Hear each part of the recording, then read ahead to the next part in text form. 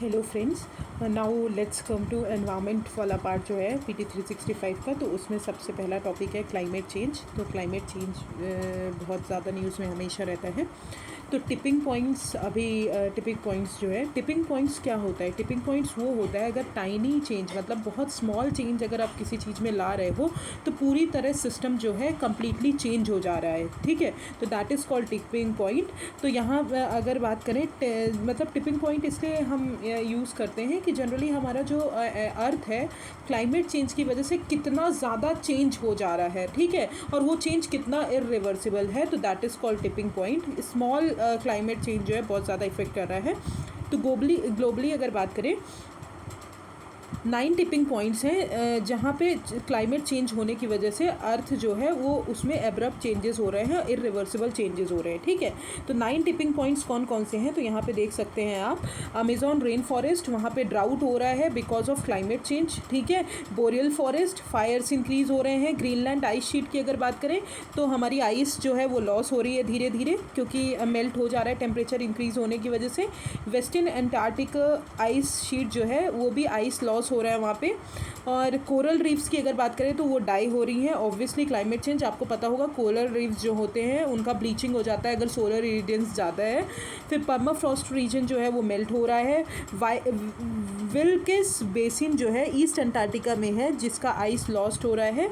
Arctic सी ice भी बहुत ज़्यादा मेल्ट हो रहा है। और अटलांटिक सर्कुलेशन जो है वो स्लो डाउन हो रही है। ठीक है, तो these are the 9 tipping points जो आपको याद रखनी है अगर क्वेश्चन आता है कौन कौन सी 9 टिपिंग पॉइंट्स है। ठीक है, तो टिपिंग पॉइंट्स मतलब होता है कि इरिवर्सिबल जो चेंजेस हो रहे हैं बिकॉज ऑफ मतलब थोड़ा भी क्लाइमेट चेंज हो रहा है उसके लिए। और टिपिंग पॉइंट का अगर प्रॉपर डेफिनेशन देखी जाए तो वो थ्रेशोल्ड जहाँ पे स्मॉल चेंज जो है पूरी तरह एक सिस्टम को नए स्टेट में ला देता है, तो that is called tipping point. Now let's come to forest carbon credit swaps. तो अभी चाइना ने अपना पहला बैच जो है फॉरेस्ट कार्बन क्रेडिट स्वैम्स का इशू किया है, जो कि वो मार्केट में यूज़ करेंगे कार्बन डाइऑक्साइड डिक्रीज़ करने के लिए। ठीक है, तो forest credit carbon credit stamps वो होते हैं जो कंपनीज़ को परमिट करते हैं कि आप इतना जो है CO2 एमिट कर सकते हैं, पर उसके बदले में आपको एडिशनल फॉरेस्ट क्रिएट करना पड़ेगा जो कि हमारा CO2 को कैप्चर करेगा। तो दिस इज़ सिमिलरली लाइक जो कैंपा हमारे यहाँ है, ठीक है, कैंपा अथॉरिटी, वो भी उसी तरह वर्क करती है। ठीक है, तो उसमें जो है हमको एडिशनल फॉरेस्ट लगाने पड़ते हैं, आप जितना भी CO2 जनरेट कर रहे हो। ठीक है, तो ये भी एक टाइप का उसी टाइप का कुछ है। तो फॉरेस्ट ये क्रेडिट्स जो हैं वो कोलैटरल की तरह सर्व करेंगे। बैंक में आप लोन लेना है या बैंक से आपको क्रेडिट लेना है, तो अगर आपने एडिशनल फॉरेस्ट क्रिएट किया है तो उसको आप कोलैटरल की तरह रख सकते हो for bank credit and loans. ठीक है, तो forest credits carbon credit stamps क्या होता है कि कंपनी को अलाउ करें कि सर्टन लिमिट तक आप जो है CO2 इंक्रीज कर सकते हो, बट उसके लिए आपको एडिशनल फॉरेस्ट क्रिएट करना पड़ेगा। ठीक है, तो दिस इज। फिर आते हैं national for grinning the financial system. ये मैंने आपको इकोनॉमी वाला सेक्शन जो पढ़ाया था अभी, उसमें भी मैंने अभी बताया है आपको।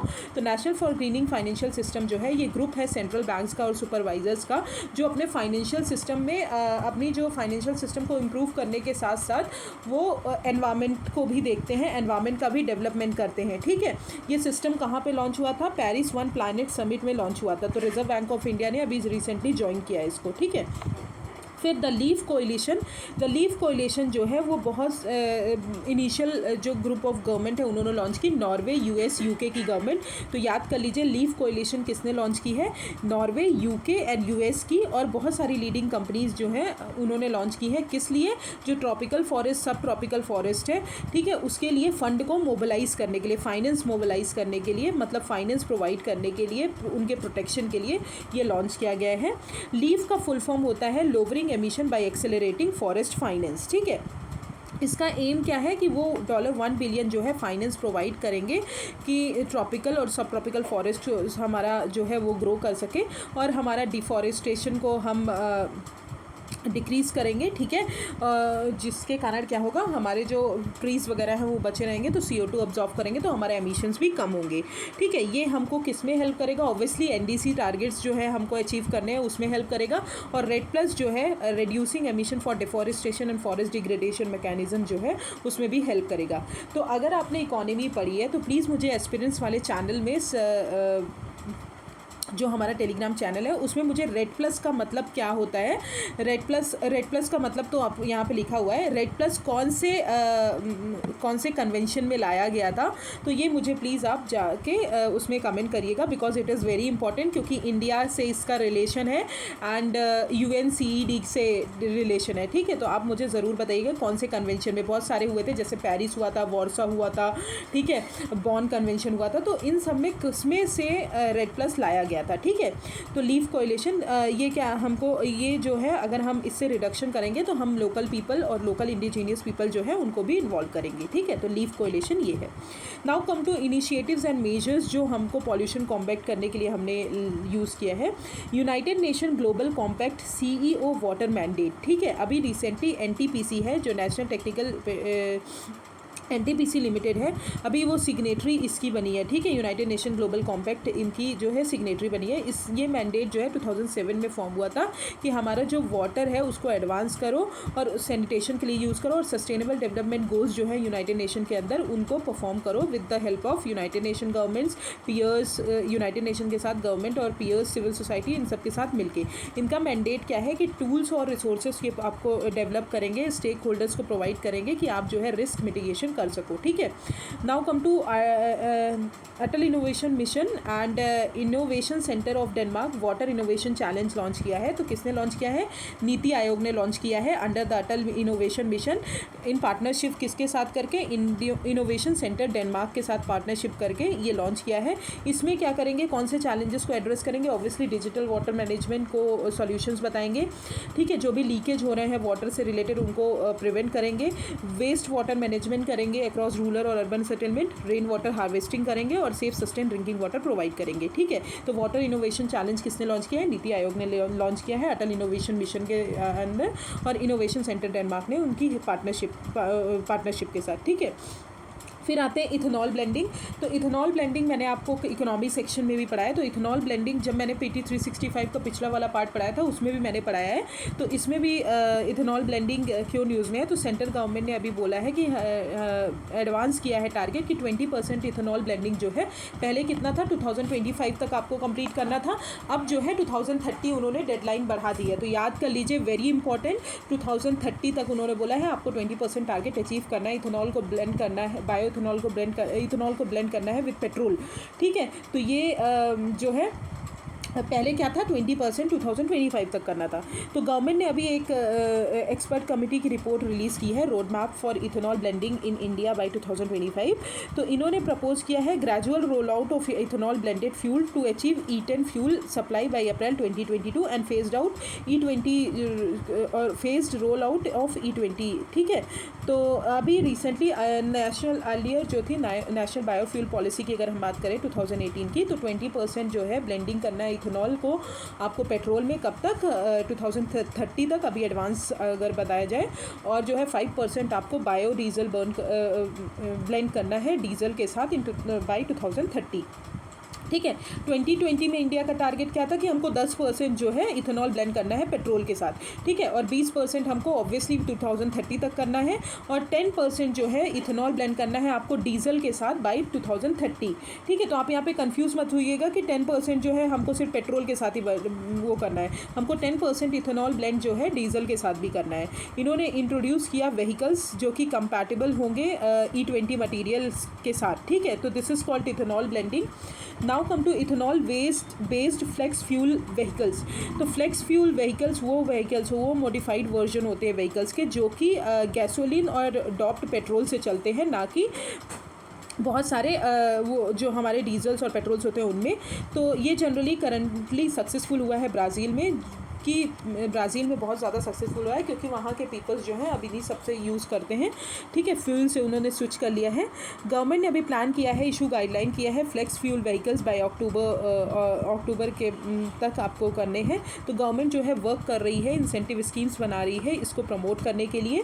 फॉर ऑटो कंपनीज़ अगर बात की जाए तो इंट्रोडक्शन किया गया है फ्लेक्स फ्यूल व्हीकल्स का, बट ये जो है बहुत ज़्यादा चैलेंज वो करेंगे बिकॉज अभी हम देखते हैं हमारे लिए इलेक्ट्रॉनिक व्हीकल्स ही बहुत ज़्यादा चैलेंजिंग है बिकॉज उनका चार्जिंग इंफ्रास्ट्रक्चर बिल्कुल भी नहीं है। अगर फ्लेक्स फ्यूल व्हीकल जो है मैंडेटरी हो गए तो ये बहुत ज़्यादा इन्वेस्टमेंट की ज़रूरत पड़ेगी हमको इंडिया में और टेक्नोलॉजी ट्रांसफ़र की भी ज़रूरत पड़ेगी। तो this is called flex fuel vehicle. तो फ्लेक्स फ्यूल व्हीकल क्या होते हैं? मॉडिफाइड वर्जन है व्हीकल्स का जो कि गैसोलीन और डॉप पेट्रोल यूज़ करते हैं, ठीक है। तो this is called climate change complete हो गया।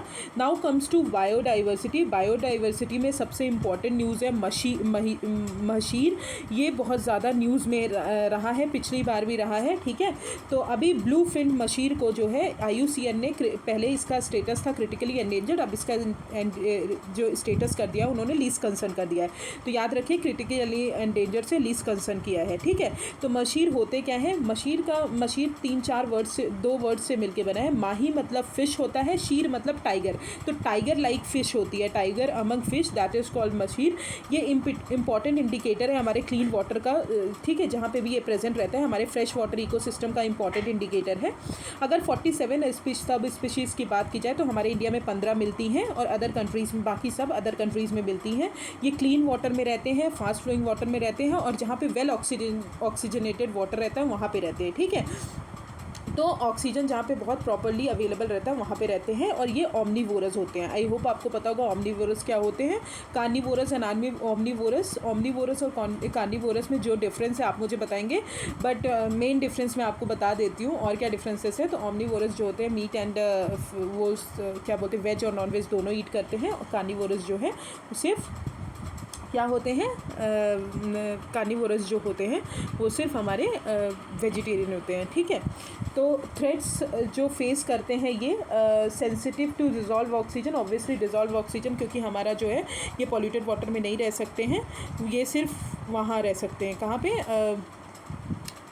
जहाँ पे क्लीन वाटर होगा, ठीक है।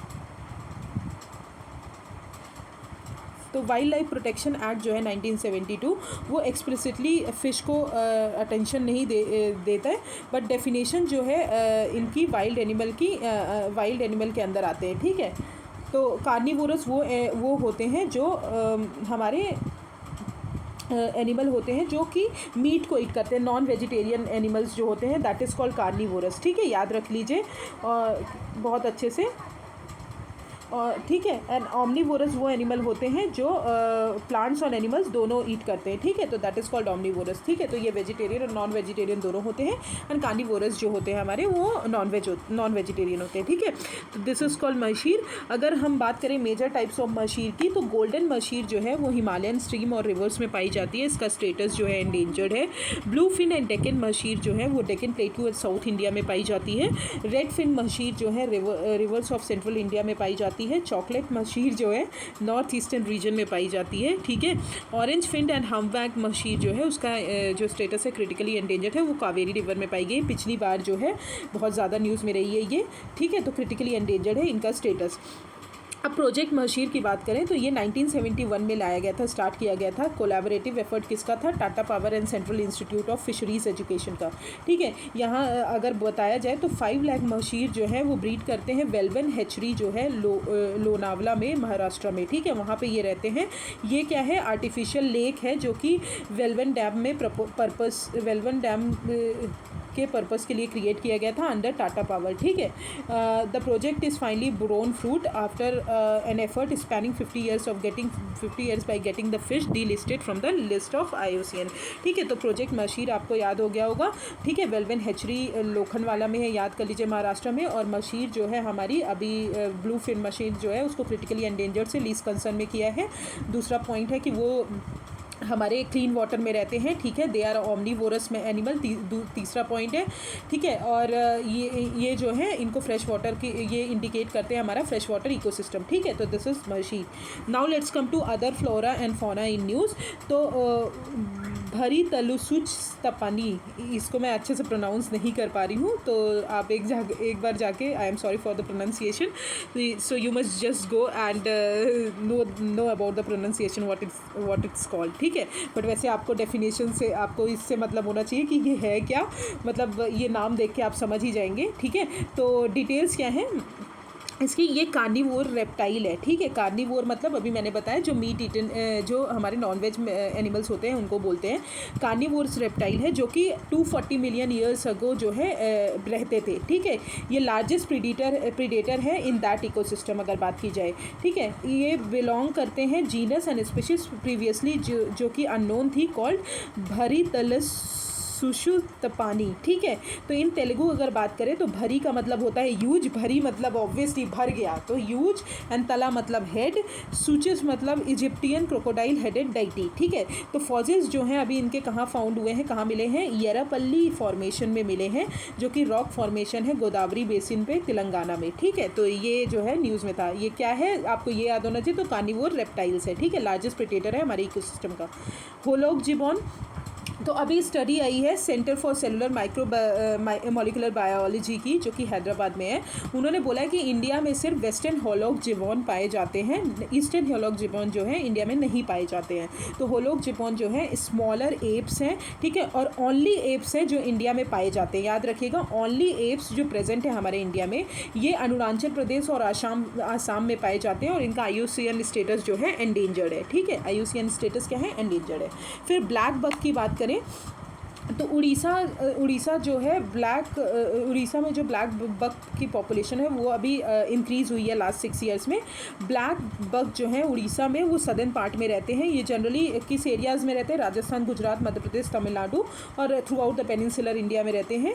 ब्लैक बक जो है ये फास्टेस्ट एनिमल है आफ्टर द चीता के बाद जो है ये फास्टेस्ट एनिमल है। ये स्टेट एनिमल कहाँ के हैं, आंध्र प्रदेश के, हरियाणा के एंड पंजाब के। ये जो लिस्टेड हैं ये schedule 1 of wild life protection act में लिस्टेड हैं, और IUCN स्टेटस इनका लीस्ट कंसर्न है, सॉरी, ठीक है। तो IUCN स्टेटस इनका क्या है, लीस्ट कंसर्न है। फिर आते हैं कोलेकंथ फिश जो है अभी एक्सट्रीमली बहुत ज़्यादा न्यूज़ में है, ठीक है। सॉरी, आप बेयर करिएगा इन सब चीज़ों के साथ, I am sorry for the disturbance. So coelacanth fish जो है ये extremely rare deep sea species है फ़िश की, जो कि इंडियन ओशन में हमको मिली है। देवर थॉट मतलब इनको सोचा जाता था कि डायनासोर्स जब आए थे, डायनासोर्स जब एक्सटिंक्ट हुए थे तो ये भी एक्सटिंक्ट हो गए थे, बट 2 मेन स्पीशीज़ अभी इंडियन ओशन में मिले हैं। तो 2 नॉन स्पीशीज़ हैं, एक जो है कोमोरोस आइलैंड में रहती है, जो कि कहाँ पे है, अफ्रीका में, ईस्टर्न कोस्ट ऑफ अफ्रीका में, और एक जो है हमारी वाटर ऑफ सुलावेसी इंडोनेशिया में मिलती है। सुलावेसी आइलैंड जो है पिछली बार PT 365 अपडेटेड मटेरियल में पढ़ाया है। Sulawesi is very important. कहाँ पे मिलेगा, कहाँ पे है, कहाँ पे है ये आइलैंड, इंडोनेशिया में, ठीक है। तो इसका IUCN स्टेटस जो है ये क्रिटिकली एंडेंजर्ड है, बट सुलावेसी कोलेकंथ की जो वो है वो वल्नरेबल है, ठीक है। तो this is the some species जो न्यूज़ में है। Now come to protected areas in news. तो अटपक्का बर्ड सेंचुरी जो है आंध्र प्रदेश में है, याद कर लीजिए, ए से याद कर लीजिए आंध्र प्रदेश, ठीक है। तो अटपक्का बर्ड सेंचुरी, अटपटे लोग मतलब अगर ऐसे याद कीजिए, अटपक्का बर्ड सेंचुरी जो है आंध्र प्रदेश में है, ठीक है, सॉरी फॉर दैट। तो ये कहाँ पे लोकेटेड है, कोल्लेरू लेक में लोकेटेड है ऑन कृष्णा वेस्ट गोदावरी आंध्र प्रदेश में। और कोल्लेरू लेक जो है one of the largest fresh water lake है इंडिया में, ठीक है। क्या है, one of the largest fresh water lake है इंडिया की। फिर अगर दिहंग पटकाई नेशनल पार्क की बात करें तो वो कहाँ है, आसाम में है। आसाम गवर्नमेंट ने अभी Dihang Patkai wild life national park को 7th नेशनल पार्क डिक्लेयर किया है, ठीक है। तो कौन डिक्लेयर करते हैं, हमारे जो हमारे नेशनल पार्क्स हैं और वाइल्ड लाइफ सेंचुरीज़ हैं। ऑब्वियसली आपको पता होगा वाइल्ड लाइफ प्रोटेक्शन एक्ट 1972 के अंदर स्टेट गवर्नमेंट और हमारी सेंट्रल गवर्नमेंट डिक्लेयर करती है जो कि कौन से नेशनल पार्क है, कौन से नहीं है। Earlier state government, Assam state government ने रायमोना रिजर्व फॉरेस्ट को 6th नेशनल पार्क डिक्लेयर किया था। अगर हम बात करें हमारा दिहंग पटकाई नेशनल पार्क की, तो वो जो है 4-5 चीज़ों से सराउंडेड है, 4-5 सेंचुरीज से सराउंडेड है। फिफ्सो वाइल्ड लाइफ सेंचुरी जो है भूटान में है, है वो नॉर्थ में है इसके। बॉक्सर टाइगर रिजर्व वेस्ट बंगाल में है जो कि इसके वेस्ट में है, और मानस टाइगर नेशनल पार्क जो है असम का वो ईस्ट में है, ठीक है। और ये होम किसका है? Golden langur, clouded leopard and Indian God, ठीक है। असम के 5 अदर जो नेशनल पार्क्स हैं वो काजीरंगा है, मानस, नामेरी, ओरांग एंड दिब्रू सैखोवा, ठीक है। तो अगर काजीरंगा और मानस की बात की जाए तो वो यूनेस्को वर्ल्ड हेरिटेज साइट्स में भी हैं, ठीक है। और ओरांग और नामेरी जो है टाइगर रिजर्व्स भी हैं। तो अगर बात की जाए पूरे में सबसे ज़्यादा कौन से स्टेट में नेशनल पार्क है, तो मध्य प्रदेश में सबसे हाईएस्ट नेशनल पार्क है, याद कर लीजिए। एंड अंडमान एंड निकोबार जो हैं वो उस सेकेंड नंबर पर आते हैं, और आसाम जो है 3rd नंबर पर आता है, ठीक है। तो मध्य प्रदेश में सबसे हाईएस्ट नेशनल पार्क है, देन उसके बाद अंडमान एंड निकोबार, देन आसाम, ठीक है। और याद कर लीजिए कि मध्य प्रदेश में वाइल्ड लाइफ सेंचुरीज़ भी सबसे ज़्यादा हैं, ठीक है। तो इसको भी अच्छे से पढ़ लीजिए। If I am not wrong तो मैंने अभी रिसेंटली में नहीं देखा है कौन सा है, बट मध्य प्रदेश अभी तक था, ठीक है। अब आते हैं 7 नेशनल पार्क्स जो हैं आसाम के, वो कैसे, अगर आपको बोला गया कि इनको आप एक साथ लाइन में लगाइए तो सबसे पहले कौन सा आएगा? वेस्ट टू ईस्ट अगर बात करें, वेस्ट टू ईस्ट, तो रायमोना जो है सबसे पहले आएगा, फिर मानस आएगा, फिर नामेरी आएगा, फिर ओरांग आएगा, काजीरंगा, फिर दिहिंग पटकाई एंड दिब्रू सैखोवा। तो अगर हम इसको एक निमोनिक्स में आपको दूँ तो आप प्लीज़ जाके लिख लीजिएगा इसको, आर मॉन्क डी। तो आर मतलब रायमोना, मॉन्क मतलब मानस, ओरांग, नामेरी, काजीरंगा एंड दिहिंग एंड दिब्रू सैखोवा, ठीक है। तो these are the 7 national park जो आपको वेस्ट टू ईस्ट अगर आ जाए आसाम में तो आप उसको अच्छे से वो करें। तो आर मॉन्क डी। तो दिहिंग सबसे पहले आएगा क्योंकि ई सबसे पहले आता है, उसके बाद आई आता है, फिर दिब्रू आएगा, ठीक है। तो this is 7 national park. Now comes to Banni grassland reserves. तो गुजरात में है, कहाँ पे है बन्नी ग्रासलैंड? गुजरात में है, ये कच्छ डिस्ट्रिक्ट में पाया जाता है। बोला जाता है ऐसा कि बन्नी ग्रासलैंड जो है वो एमर्ज हुआ है बिकॉज ऑफ टेक्टोनिक एक्टिविटीज़ के कारण। जो भी सॉइल्स हैं वहाँ पे आई हैं फ्रॉम द रिवर्स, जो भी भुज मेनलैंड से जो भी रिवर्स आई हैं वो सॉइल लेकर आई हैं, जो कि बन्नी ग्रासलैंड को रिचर बनाती हैं और जनरेट करती हैं डाइवर्स ग्रास स्पीशीज़, ठीक है। तो मलधारी ट्राइब्स जो हैं वो कहाँ पे रहते हैं? वहीं बन्नी ग्रास लैंड रिजर्व एरिया में रहते हैं बहुत 1000 ऑफ ईयर से। मलधारी कम्युनिटी जो है ट्राइब्स है हर्ड्समैन की गुजरात में, ठीक है। ये जनरली उनके सेटलमेंट को नेस बोला जाता है, और वो मिल्क को बेचते हैं फॉर देयर वाटर बेफेलोज, ठीक है। जो भी वाटर बेफेलोज से उनको मिल्क मिलता है उसको वो सेल करते हैं, ठीक है। तो बन्नी ग्रासलैंड कहाँ है? गुजरात पे है। फिर आते हैं Kuno Palpur wildlife century, ये कहाँ है? मध्य प्रदेश में है। वेरी इंपॉर्टेंट, बहुत ज़्यादा न्यूज़ में रहा है एशियाटिक लायन के लिए भी, चीता के लिए भी। तो अभी 8 चीता जो है साउथ अफ्रीका से अभी Kuno Palpur wildlife century में लाया गया है। ये जो है फर्स्ट टाइम ऐसा किया गया है कि इतना जो लार्जेस्ट कार्निवोर है उसको रीएलोकेट किया गया है एक कॉन्टिनेंट से दूसरे कॉन्टिनेंट। तो पार्क जो है वो Kuno Palpur wildlife sanctuary का पार्ट है, और ये सूटेबल लोकेशन है फॉर फेवरेबल हैबिटेट, ठीक है, due to favourable habitat and prey abundance. ये जो है प्लेस प्रिपेयर की गई है एमपी में एशियाटिक लायंस को भी रीएलोकेट करने के लिए। तो याद रखिएगा इस एशियाटिक लायन को। अब अबाउट चीता की अगर बात करें तो चीता जो है मैंने पिछली PT 365 अपडेटेड मटेरियल में बहुत अच्छे से पढ़ाया था। वो क्या न्यूज़ थी आप ज़रूर मुझे बताइएगा, ठीक है। सवाना चीता कौन से होते हैं मतलब, और फॉरेस्ट तो मतलब अफ्रीकन चीता कौन से होते हैं? Asiatic cheetah. तो IUCN ने अभी IUCN का स्टेटस क्या है? अफ्रीकन चीता जो है हमारे वनरेबल है, और एशियाटिक चीता जो है क्रिटिकली एंडेंजर्ड है। तो आप याद रखिए एशियाटिक चीता जो है वो सिर्फ हमारे ईरान में पाए जाते हैं और कहीं नहीं पाए जाते एशिया में, ठीक है। और वाइल्ड अफ्रीकन चीता जो है पूरे अफ्रीका में पाए जाते हैं। तो अभी रीएलोकेट किया गया है। चीता जो है वो बहुत ज़्यादा उनको वाटर की ज़रूरत नहीं रहती, वो ड्राई आइलैंड, ग्रासलैंड्स और डेजर्ट रीजन में भी सर्वाइव कर सकते हैं, ठीक है। तो मध्य प्रदेश में अभी रीएलोकेट किया गया है। फिर भीतरकनिका प्रोटेक्टेड एरिया जो है वो उड़ीसा में है। साइक्लोन अभी यास आया था, वहाँ पे बहुत सारे ट्रीज़ जो हैं भीतरकनिका उसमें उन्होंने गिरा दिया है, ठीक है। तो भीतरकनिका नेशनल पार्क जो है उड़ीसा के केंद्रपारा डिस्ट्रिक्ट में है। इंडिया का 2nd लार्जेस्ट मैंग्रोव फॉरेस्ट है। 1st लार्जेस्ट मैंग्रोव फॉरेस्ट जो है आप मुझे बताएंगे एस्पिरेंट्स चैनल में मैसेज करके, ठीक है। हाउएवर अगर बात की जाए तो मैंग्रोव जो है वो क्या करते हैं? मैंग्रोव जो है जनरली हमारे शैलो रीजन में रहते हैं। तो ये जो है साइक्लोन्स जब भी आता है तो ये कोस्टल एरियाज़ को प्रोटेक्ट करते हैं, ठीक है। कोस्टल एरियाज़ जो है वो वैनिश ना हो, ठीक है। बट मैंग्रोव्स जो बट अभी अगर बात करें तो बहुत ज़्यादा क्लाइमेट चेंज की वजह से ये सब चीज़ें डिस्ट्रॉय हो रही हैं। और इस एरिया को जो है भीतरकनिका को रामसर साइट भी बोला गया है यूनेस्को का 2002 में। और गहिर माता बीच जो है ये इसको सराउंड करता है, जो कि लार्जेस्ट कॉलोनी है ऑलिव रिडलेट सी टर्टल की, ठीक है। तो भीतरकनिका प्रोटेक्टेड एरिया कहाँ है? उड़ीसा में। फिर आते हैं Ramgarh Vishdhari wildlife century, जो कि राजस्थान में। तो आर से आर याद कर सकते हैं, ठीक है। Ramgarh Vishdhari wildlife century कहाँ पे? राजस्थान में है।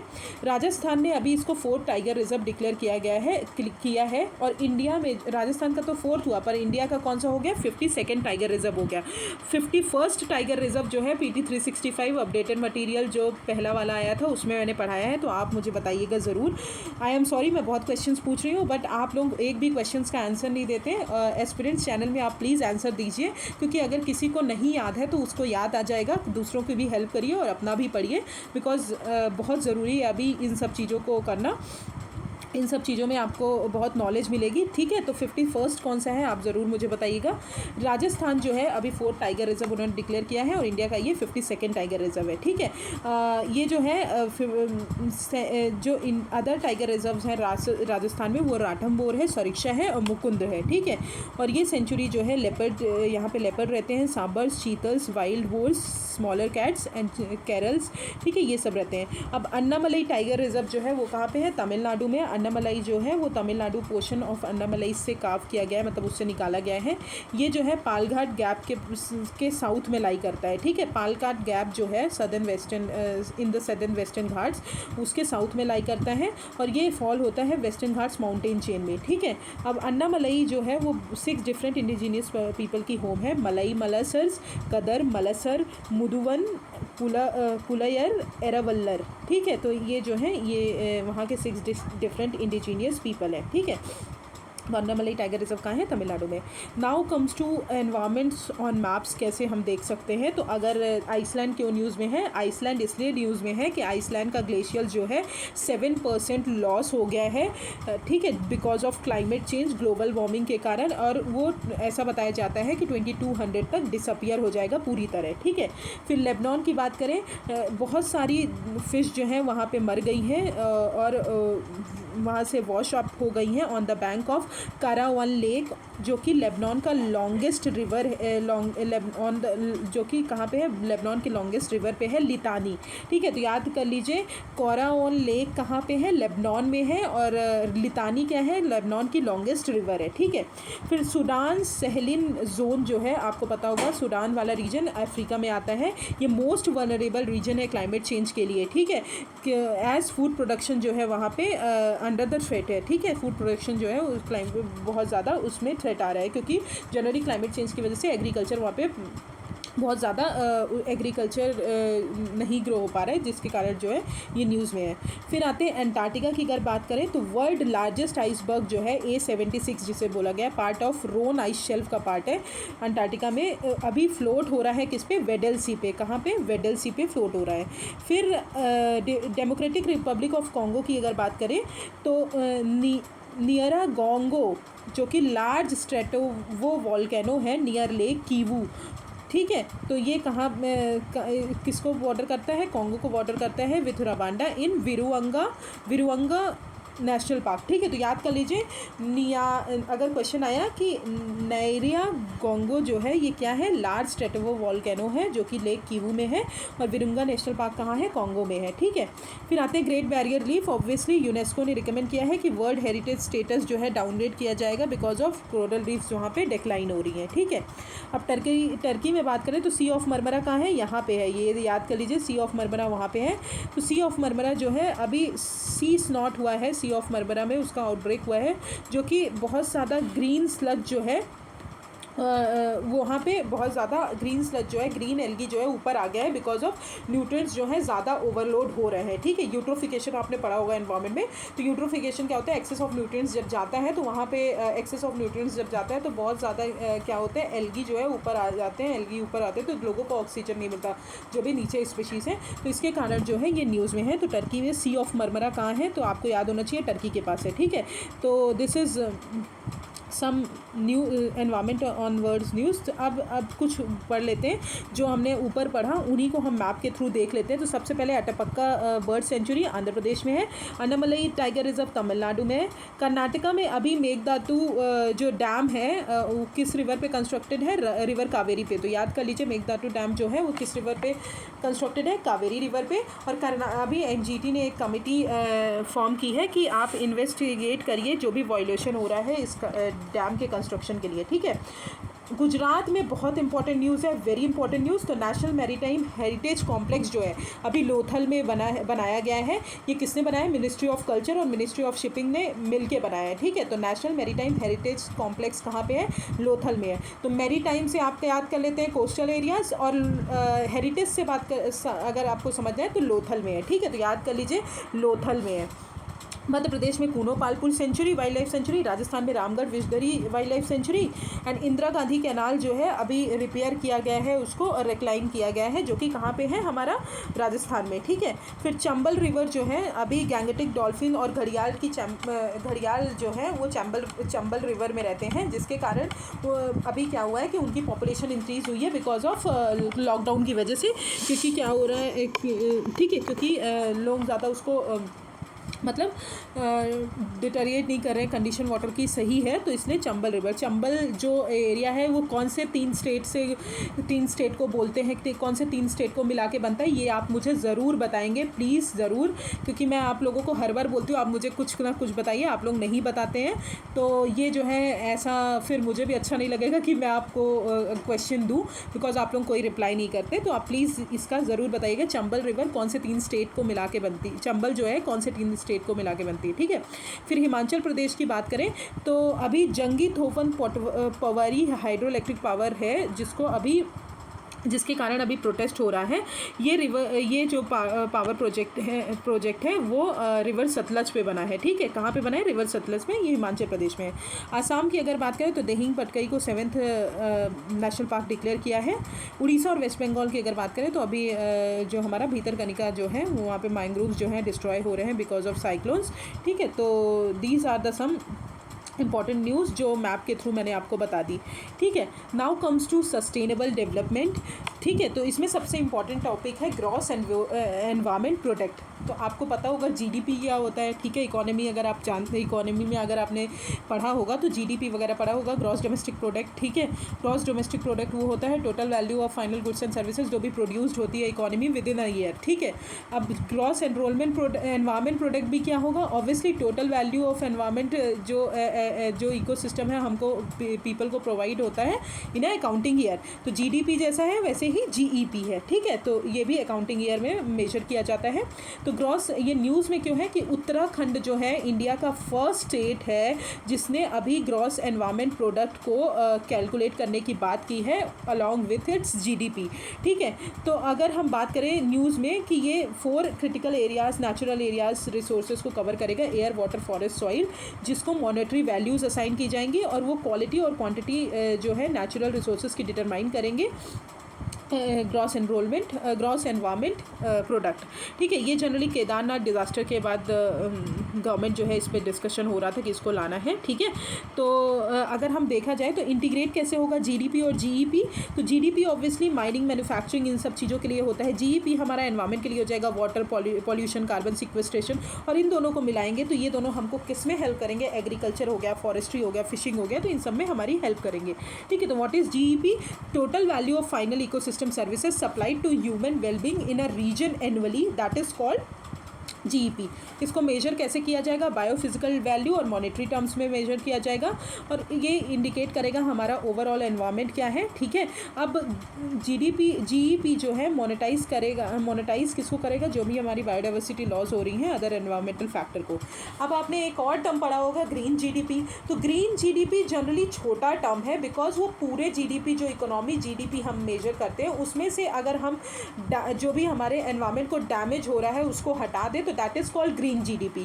बट अगर जीईपी की बात करें, ये एक ब्रॉडर टर्म है, पूरे एनवायरमेंटल फैक्टर को एक साथ रखता है और उनको पूरा मेजर करता है, तो दैट इज़ कॉल्ड जीईपी, ठीक है।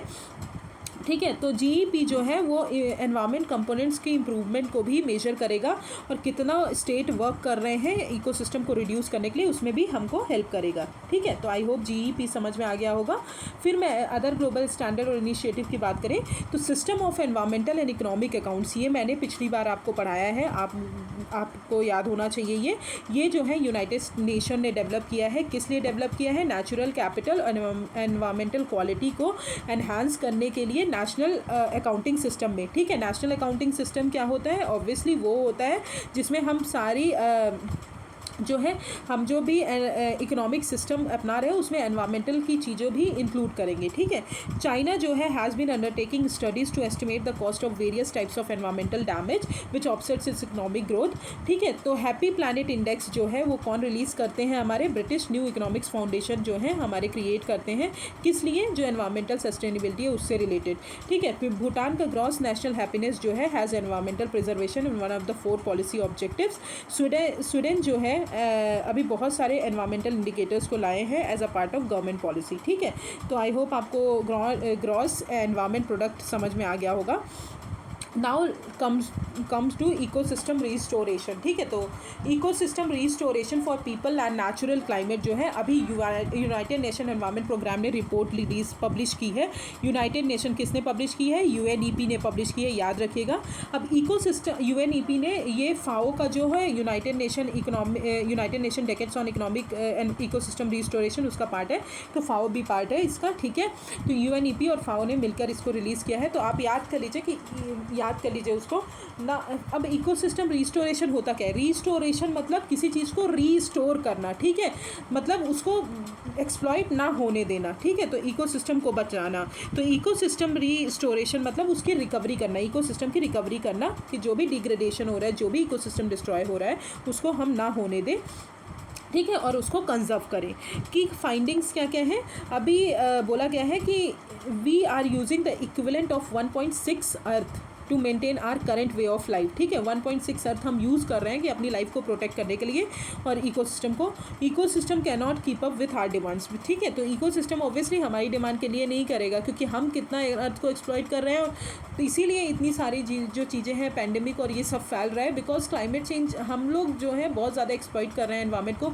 आप देखिए कितनी ज़्यादा गर्मी बढ़ रही है। दिल्ली और आगरा जैसी सिटीज़ में अगर आप चले जाएँ तो वहाँ पर रहना मुश्किल है बिना एसी के, और एसी जो है CFC HFC FC जो है ये सब बाहर एमिट करते हैं, जो कि और पोल्यूशन बढ़ाता है। तो क्या हो रहा है? इंडस्ट्रियलाइजेशन, अर्बनाइजेशन जो है बहुत ज़्यादा हमारा पोल्यूशन बढ़ा रहे हैं। तो इसके कारण जो है हमारे यहाँ क्लाइमेट चेंज बहुत ज़्यादा हो रहा है अब, और उसके साथ साथ हम और ज़्यादा क्लाइमेट चेंज करते जा रहे हैं धीरे धीरे। तो अगर हमको क्लाइमेट चेंज को रोकना है या फिर रिड्यूस करना है तो हमको दोनों चीज़ में एक चीज़ बनाना पड़ेगा कि अर्बनाइजेशन तो हम करें, डेवलपमेंट करें, पर डेवलपमेंट के साथ साथ हम पेड़ वगैरह जो है ये सब ना करें, डिफॉरेस्टेशन वगैरह ना करें, क्योंकि इतना ज़्यादा रेसिडेंशियल एरिया जो है बढ़ रहा है तो पेड़ काटे जा रहे हैं, हर जगह कॉलोनीज़ बनाई जा रही हैं। उतना ना किया जाए, या फिर आप कर भी रहे हैं तो आप पेड़ ज़रूर लगाइए। बट होता क्या है कि जो आप पेड़ लगाते हैं तो उसमें इतना ज़्यादा वैल्यू रीजनरेट नहीं होती है जितना हमारा नेचुरल फॉरेस्ट में होती है। तो आप उन जगह को चुनिए जो कि बैरन लैंड है, वहाँ पे बनाइए। ठीक है, पेड़ ना काटिए। तो इट इज़ वेरी इंपॉर्टेंट। अब एवरी ईयर इकोसिस्टम सर्विसेज की बात करें तो with more than 10% of global economic output is lost. ठीक है, 1/3 ऑफ द वर्ल्ड जो है फार्मलैंड जो है डिग्रेड होता है। 87% इनलैंड वेटलैंड्स जो हैं वर्ल्ड वाइड डिसअपियर हो गए हैं सिंस 1700, और 1/3 कमर्शियल फिश जो है ओवर एक्सप्लॉइटेड हो रही है। डिग्रेडेशन जो है ऑलरेडी हमारे वेलबींग को इफेक्ट कर रहा है और 40% ऑफ द वर्ल्ड पॉपुलेशन को भी इफेक्ट कर रहा है।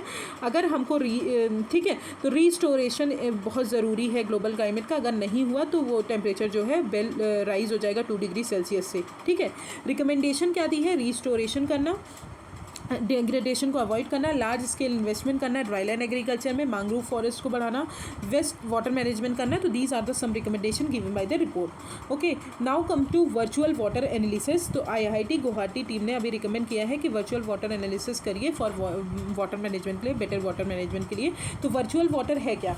वर्चुअल वाटर वो वाटर है जो कि प्रोडक्शन प्रोसेस में इन्वॉल्व होता है और ट्रेड में इन्वॉल्व होता है, फूड और नॉन फूड कमोडिटीज़ के। ठीक है, बट वो इनविजिबल इनविजिबल होता है, हमको नहीं दिखता, क्योंकि हम कितना कंज्यूम कर लेते हैं through out the life cycle, through out the production, जितना भी हम कर रहे हैं चीज़ों का, उसमें हम कितना वाटर यूज़ कर रहे हैं तो हमको नहीं पता होता, तो ये इनविजिबल होता है, ठीक है। फॉर एग्जाम्पल अगर बात की जाए तो 3000 लीटर्स ऑफ वाटर हम यूज़ करते हैं 1 kg राइस प्रोड्यूस करने के लिए हमको लगता है, ठीक है। ओइंग टू इस साइजेबल एग्रीकल्चर एक्सपोर्ट्स, इंडिया जो है अपना वाटर लूज़ कर रहा है, देयर फॉर उनकी जो वाटर सस्टेनेबिलिटी है वो रिस्क में है, ठीक है।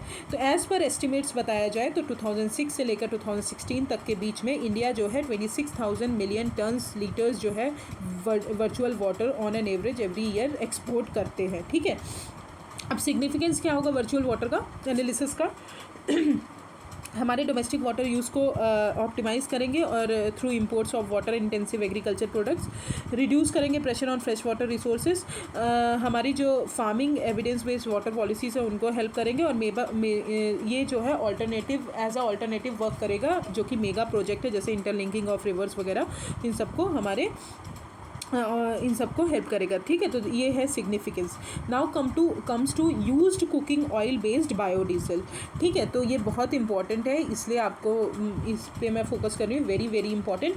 इंडियन ऑयल कॉरपोरेशन जो है अभी उन्होंने सप्लाई किया है डीजल जो कि ब्लेंड है किससे, बायोडीजल और बायोडीजल से फ्रॉम यूज्ड कुकिंग ऑयल। तो यूज्ड कुकिंग ऑयल का मतलब होता क्या है, यूज्ड कुकिंग ऑयल का मतलब वो होता है कि जो ऑयल एक बार यूज़ हो चुका हो, एक बार या 2 बार या 3 बार यूज़ हो चुका हो, उस ऑयल को यूज़ करके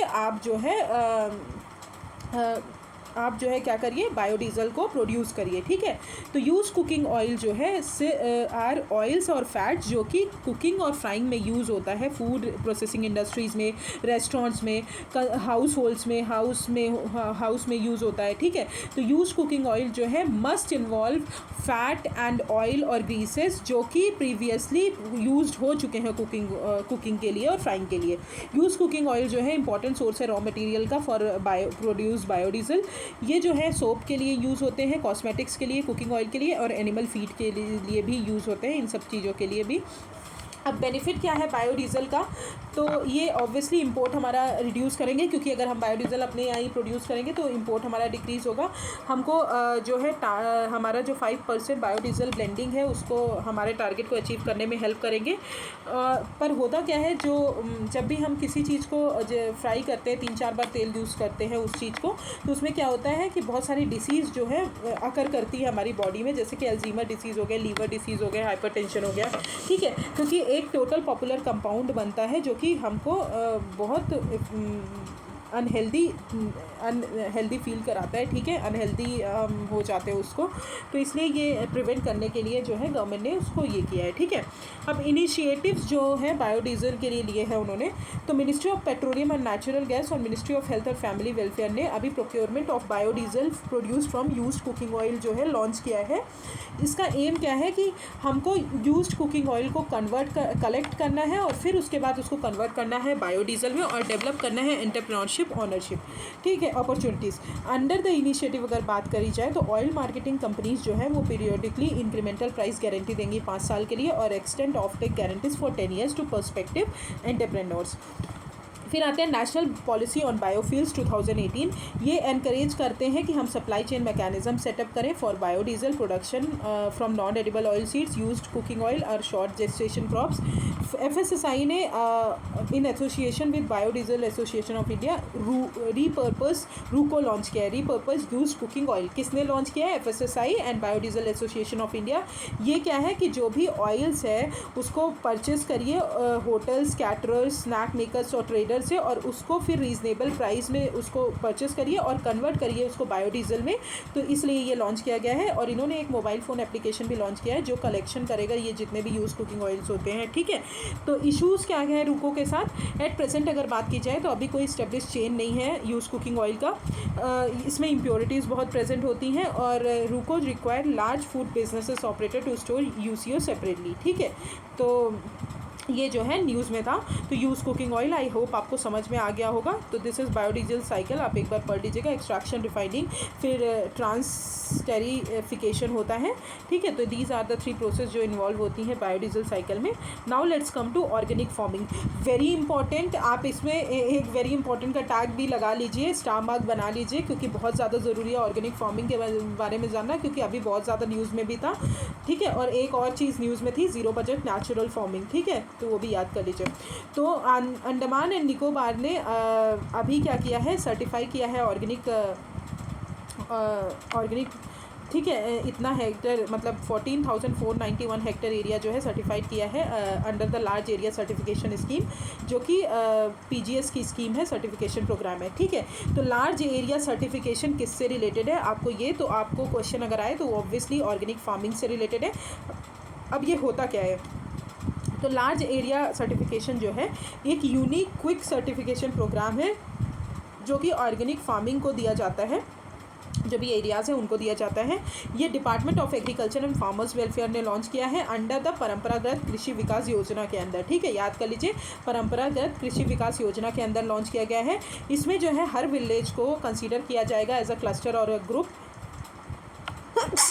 सॉरी, और उनको सिंपल डॉक्यूमेंटेशन जो है उनको बोला जाएगा कि आप सिंपल डॉक्यूमेंटेशन जो है मेंटेन करिए।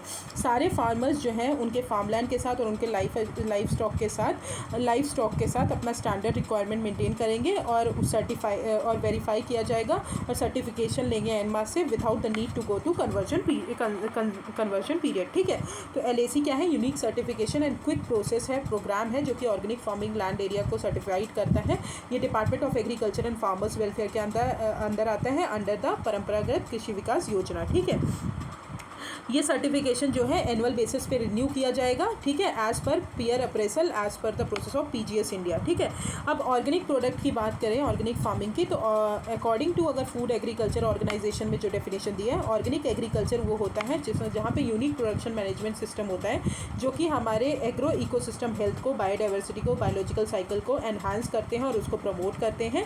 और इसमें जो है कोई भी केमिकल फर्टिलाइजर्स नहीं यूज़ होता, ठीक है। तो याद कर लीजिए, grown on a system of agriculture, जहाँ पे बिल्कुल भी केमिकल फर्टिलाइजर्स यूज़ नहीं होते हैं, ठीक है।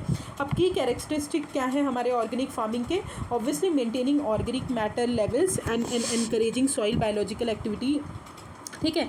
रिलेटिवली इनसॉल्यूबल होते हैं, न्यूट्रिएंट सोर्सेज होते हैं, मेड अवेलेबल टू द, जो कि प्लांट्स को ईजिली अवेलेबल होते हैं। इफेक्टिव रिसाइकलिंग होती है ऑर्गेनिक मटेरियल्स की, इंक्लूडिंग क्रॉप रेसिड्यू और life stock manures. Weed disease and pest control करते हैं, relying primarily on crop rotation वगैरह पे रिलाई करते हैं। एक्सटेंसिव मैनेजमेंट होता है लाइफ स्टॉक का और annual welfare issues with respect to nutrition, housing, health, breeding and rearing. Careful attention जो है फार्मिंग सिस्टम को क्या इम्पैक्ट कर रहा है, क्या नहीं कर रहा है, वो देखते हैं on wider environment and the conservation of wildlife and natural habitat. So these are the key characteristic of organic farming. Now let's come to government initiative जो organic farming को promote करने के लिए launch किए गए हैं। तो उससे पहले हम बेनिफिट्स देख लेते हैं। ऑब्वियसली ये बहुत सारे कुछ एरियाज़ में बहुत हायर होगा, जैसे कि एंटी टॉक्सिकेंट कैपेसिटी ज़्यादा होगी इनकी, ठीक है। ये इकोलॉजिकल बेनिफिट क्या होगा, सॉइल क्वालिटी को इम्प्रूव करेंगे, ठीक है। लो इंसिडेंस ऑफ पेस्ट अटैक है, पॉल्यूशन को रिड्यूस करेंगे, efficient use of resources, water management करेंगे, ऑब्वियसली कम वाटर यूज़ होगा, lower energy use. Economic benefit की अगर बात करें तो इनकम इंक्रीज़ करेंगे, एम्प्लॉयमेंट अपॉर्चुनिटीज़ बढ़ेंगे और इको टूरिज्म होगा, ठीक है। तो क्योंकि लेबर इंटेंसिव सेक्टर्स है तो इसलिए एम्प्लॉयमेंट अपॉर्चुनिटीज़ जो है बढ़ेगी। Now come to government initiative. तो परंपरागत कृषि विकास योजना जो है ये पार्ट है national mission on sustainable agriculture का पार्ट है, ठीक है। अंडर इस स्कीम के अंदर ऑर्गेनिक फार्मिंग को प्रमोट किया गया है, जो कि ऑर्गेनिक विलेजेस हैं वो अडॉप्ट करेंगे क्लस्टर अप्रोच के द्वारा, and participatory guarantee system certification भी दिया जाएगा। फिर mission organic value chain development for north eastern region, तो सेंट्रल सेक्टर स्कीम है जो कि सर्टिफाइड ऑर्गेनिक प्रोडक्शन डेवलप करेगी वहाँ पे, और जो भी ग्रोवर्स हैं उनको कंज्यूमर्स के साथ लिंक करेगी। फिर सॉइल हेल्थ कार्ड अगर बताया जाए तो ये ऑब्वियसली हमारे पेस्टिसाइड्स और इन सब को लिए बताता है। तो जनरली यूज़ कितना करना है हमारे ऑर्गेनिक ये न्यूट्रिएंट्स प्रोवाइड करते हैं, न्यूट्रिएंट इन्फॉर्मेशन बताते हैं हमारे फार्मर्स को। तो फार्मर्स जो है रिड्यूस कर सकते हैं केमिकल फर्टिलाइजर्स वगैरह, ठीक है। फिर एग्रीकल्चर एक्सपोर्ट पॉलिसी 2018, अभी ऑर्गेनिक प्रोडक्ट को बहुत मार्केटिंग और प्रमोशन किया जा रहा है। Zero budget natural farming, government जो है अभी इसको भी प्रमोट कर रही है। ये मेथड है जो कि केमिकल फ्री एग्रीकल्चर होता है, जो कि ट्रेडिशनल प्रैक्टिसेस यूज़ करके हम एग्रीकल्चर को ग्रो करेंगे, ठीक है। तो this is called organic farming. Now let's come to certification. Certification जो है दो चीज़ों से होता है, आप बहुत अच्छे से याद कर लीजिए, बहुत इंपॉर्टेंट है। अगर क्वेश्चन आया तो आपको बनना चाहिए, इकोनॉमी में भी पूछा जा सकता है एंड इसमें भी पूछा जा सकता है। तो सर्टिफिकेशन की अगर बात करें तो सर्टिफिकेशन जो है दो टाइप से होता है ऑर्गेनिक प्रोडक्ट का, ठीक है। पहला तो होता है national programme for organic production के अंदर, NPOP के अंदर सर्टिफिकेशन किया जाता है, और दूसरा पार्टिसिपेटरी गारंटी स्कीम के अंदर, जो कि मैंने ऊपर देखा, ठीक है, कि ये जो है हमारा पार्टिसिपेटरी गारंटी स्कीम के अंदर मिला। तो सर्टिफिकेशन अगर बात की जाए तो दो सिस्टम से होता है, ठीक है। तो सबसे पहले हम पार्टिसिपेटरी गारंटी स्कीम देख लेते हैं। पार्टिसिपेटरी गारंटी स्कीम जो है वहाँ पे थर्ड पार्टी का कोई भी इन्वॉल्वमेंट नहीं होता है, याद रख लीजिए, थर्ड पार्टी का कोई भी इन्वॉल्वमेंट नहीं होता। तो कुछ ग्रुप्स ऑफ फार्मर्स, जैसे 4-5 ग्रुप्स ऑफ फार्मर्स जो हैं एक साथ आए, उन्होंने ट्रेनिंग ली ऑर्गेनिक फार्मिंग की गवर्नमेंट स्कीम्स के अंदर, और फिर वो जो है एक दूसरे को मतलब एक दूसरे के जो फार्मिंग एरियाज़ हैं, फार्मिंग वो है उनको ऑर्गेनिक फार्मिंग एरियाज़ हैं उनको जो है सर्टिफिकेशन प्रोवाइड करते हैं। तो ये एक टाइप की सेल्फ सर्टिफिकेशन स्कीम हो गई। तो पार्टिसिपेटरी गारंटी स्कीम जो है सेल्फ सर्टिफिकेशन स्कीम है, और ये जो है ministry of agriculture and farmers welfare के अंदर आती है, ठीक है। तो 2-3-4 चीज़ें हो गई। यहाँ पे थर्ड पार्टी का इन्वॉल्वमेंट नहीं होता, यहाँ पे ग्रुप ऑफ फार्मर्स एक साथ आएंगे और वो ट्रेनिंग लेंगे गवर्नमेंट स्कीम के अंदर ऑर्गेनिक फार्मिंग से रिलेटेड, और अपने जो अपने अपने एरिया एक दूसरे को ऑर्गेनिक फार्मिंग सर्टिफिकेशन प्रोवाइड करेंगे, और ये सेल्फ सर्टिफिकेशन स्कीम होती है, ठीक है। और ये किसी भी कोई भी जो बाहर के हमारे वो जो भी यूनाइटेड स्टेट है, यूरोपियन यूनियन है, ये सब उनको रिकग्नाइज़ नहीं किए हैं, ठीक है। तो इसको रिकग्नाइज़ नहीं किया गया है पार्टिसिपेटरी गारंटी स्कीम को, ठीक है। अब आते हैं हम NPOP, national programme for organic production. अब national programme for organic production कौन सी मिनिस्ट्री के अंदर आता है? Ministry of chemical and fertilisers के अंदर आता है, commerce and industry, ministry of commerce and industry के अंदर आता है। अच्छे से याद कर लीजिए किसके अंदर, ministry of commerce and industry के अंदर। ये जनरली एक्सपोर्ट के लिए बनाई गई है। इसमें थर्ड पार्टी जो है under this programme 28 third party certifiers होते हैं, जो कि ऑर्गेनिक प्रोडक्ट को, ऑर्गेनिक फार्मिंग को सर्टिफाई करते हैं, ठीक है। इन केस ऑफ अगर प्रोसेस्ड फूड की बात करें तो सर्टिफायर जो है वो पहले सर्टिफायर जो है चेक करेगा कि NPOP के अंदर जो है उनको सर्टिफिकेशन मिला है कि नहीं मिला है, और ये सर्टिफाइड होते हैं। बहुत सारे US UK मतलब इंटरनेशनल रेगुलेशंस भी इनको सर्टिफाई करते हैं, ठीक है। बट ये क्या होता है, बहुत एक्सपेंसिव प्रोसेस है, और ये सिर्फ बिग कंपनीज ही कर सकती है क्योंकि बहुत पैसा लगता है। पर पार्टिसिपेटरी गारंटी स्कीम जो है यहाँ पे बहुत से स्मॉल जो पीपल हैं वो कर सकते हैं, फार्मर्स। बट ये क्या होता है, ये NPOP में फूड को सेल नहीं कर सकते, याद कर लीजिए, NPOP में सेल नहीं कर सकते, ठीक है। बट सिस्टम जो है ये पुअरली फाउंडेड है क्योंकि फार्मर्स जनरली बहुत बैडली ट्रेंड होते हैं ऑर्गेनिक फार्मिंग में, और उनको कुछ पता नहीं होता। तो दिस इज़ द डिफरेंस। तो 2-3-4 डिफरेंस आपको मैं एक बार और क्लियर कर देती हूँ। NPOP जो है वो हमारा ministry of commerce and industry के अंदर आती है, ठीक है, और पार्टिसिपेटरी गारंटी स्कीम जो है ministry of agriculture and farmers welfare के अंदर आती है। NPOP जो है वहाँ पे थर्ड पार्टी असेसमेंट होता है, और हमारे पार्टिसिपेटरी गारंटी स्कीम में कोई भी थर्ड पार्टी असेसमेंट नहीं होता है, ठीक है।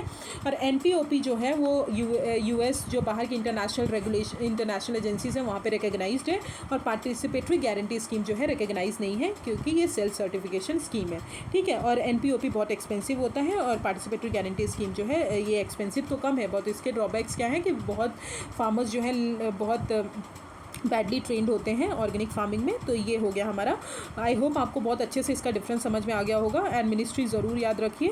Now let's come to other important news. तो IREDA अभी ग्रीन ऊर्जा अवार्ड इनको मिला है।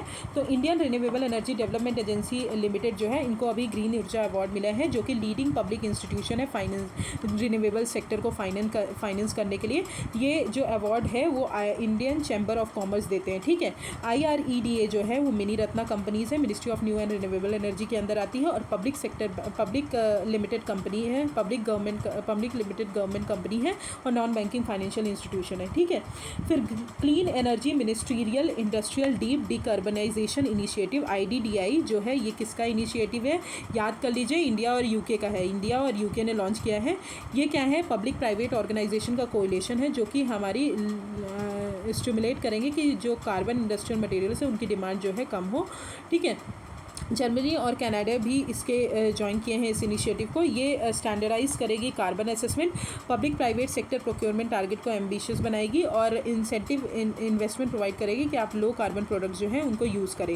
ये बहुत सारे स्ट्रॉन्ग कोएलिशन बनाएगी बहुत सारी एजेंसीज के साथ भी, जैसे mission possible platform, leadership group of for industry transition and international renewable energy agency, ठीक है। तो this is the end of ये एनवायरनमेंट का जो फर्स्ट पार्ट था। I will start geography tomorrow. So आपको अगर कोई चीज़ भी नहीं समझ में आई है तो आप मुझे कमेंट सेक्शन में मैसेज ज़रूर कर दीजिएगा, बट अगर आपको कोई मैं क्वेश्चन पूछती हूँ तो प्लीज़ पार्टिसिपेट करिए, because it will help you also and others also.